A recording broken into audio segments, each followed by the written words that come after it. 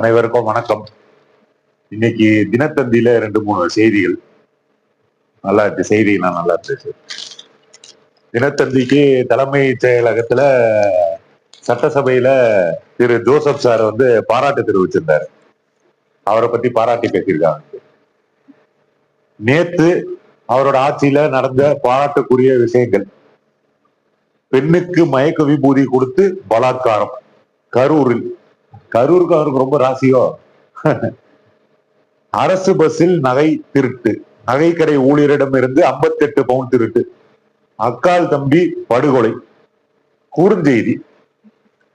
இதுதான் சட்ட ஒழுங்கு. டெய்லி இந்த மாதிரி குறுஞ்செய்திகள் வந்துகிட்டே இருக்கு. பெண்ணுக்கு மயக்க விபூதி கொடுத்து பலாத்காரம் கரூர்ல. இந்த கரூர்னாலே ஜோசப் சாருக்கும் கரூருக்கும் ரொம்ப இணக்கமா இருக்கும் போலயே. நல்லது. இந்த அமோனியா விஷவாயு வெளியாகி இன்னைக்கு ஒரு 3 பேர் இறந்ததா செய்தி வந்திருக்கு. அதை பத்தி என்ன கருத்து தெரிவிச்சிருக்காரு? இதுவரையும் ஒரு கருத்து கூட தெரிவிக்கல அவர். அது எதனால ஆச்சு? அந்த குடும்பத்தை போய் பார்த்தாரா? ஆஸ்பத்திரியில போய் பார்த்தாரா? ஒண்ணும் கிடையாது. ஆளுங்களை மட்டும் அனுப்பிச்சு விட்டு உட்கார்ந்துருக்காரு. கேட்டா நேத்து 300 பஸ் கொடியசத்து துவங்கி வச்சு டிக்கெட் எடுத்து பெரம்பூருக்கு டிக்கெட் எடுத்து போனாரா? அது ஒரு செய்தியா? எல்லாமே முதலமைச்சரை தொடங்கும் போது டிக்கெட் எடுத்துட்டு போறது எல்லாமே வழக்கம் தானே. அந்தந்த அமைச்சர்கள் போறது வழக்கம் தானே. இது ஒரு செய்தியா? அவர் பெரம்பூர்ல டிக்கெட் எடுத்துட்டு பஸ்ல போனதுன்னு பப்ளிசிட்டி பண்ணி வீடியோ எடுக்கிறதுக்காகவே கிட்டத்தட்ட 20 நிமிஷம் பொதுமக்கள் சிக்னல்ல நின்று வேதனைப்பட்டிருக்காங்க. அந்த செய்தியும் பக்கத்துல வந்திருக்கு. யாரு? விஜய் அவர்கள், ஜோசப் விஜய் சார் அவர்கள் பாராட்டிய தினத்தந்தியில. அதுக்கப்புறம் முந்தா நேத்து பணி ஆணை வழங்கினார். அந்த மின்வாரிய தொழிலாளர்களுக்கு பணி ஆணை. அந்த தேர்வை முறைப்படி நடத்தி, ஏற்கனவே கடந்த ஆட்சியில முறையில்லாமல் நடந்த தேர்வை எல்லாம் ரத்து செய்து முறைப்படி நடத்தி தேர்வை வெளிப்படையாக நடத்தி எந்த ஊழலும் இல்லாமல் அதுக்கான பணி ஆணையை தயார் செய்தது எங்கள் முத்துவேல் கருணாநிதி ஐயா அவர்கள் முதலமைச்சராக இருக்கும் போதுதான்.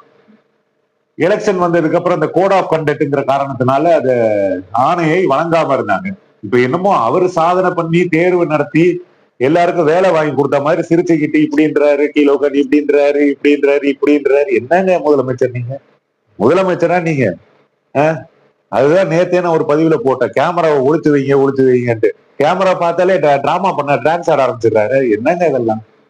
நேத்து 300 பேருந்து கொடியசைச்சாரு. அதுவும் எங்க முத்துவேல் கருணாநிதி ஸ்டாலின் ஐயா முதலமைச்சரா இருக்கும் போது அவரு பட்ஜெட்ல நிதி ஒதுக்கி அவரு கொண்டு வந்ததுதான் அந்த பேருந்து.